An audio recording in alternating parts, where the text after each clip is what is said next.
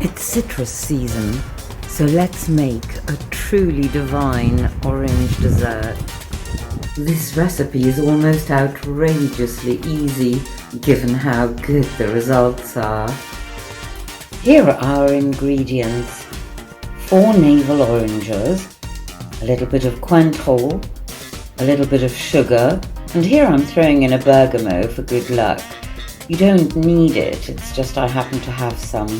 Oh, and we'll add a tiny pinch of salt. Once you get your fruit peeled, your labour of love can begin. Namely, you have to sit down and make sure you remove all of the seeds and then remove the membrane of each fruit segment. Once you've got rid of all of the seeds and membranes and you're left with the very nectar of the fruit, put it into a glass bowl.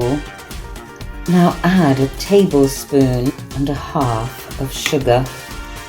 Then pour in a little slug of Cointreau. Stir it all together.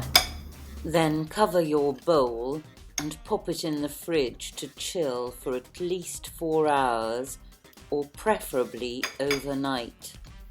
So our orange Cointreau dessert has been in the fridge 24 hours now.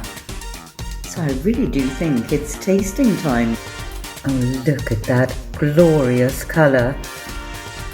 You could serve this dessert with some brandy snaps or maybe some double cream on the side. I'm going to have mine with a little piece of dark chocolate. In I go.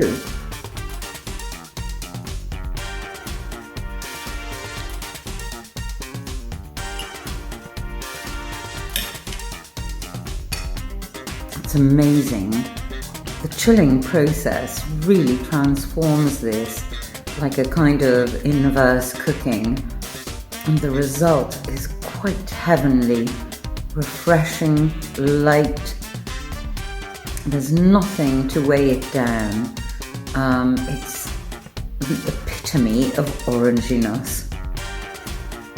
Enjoy.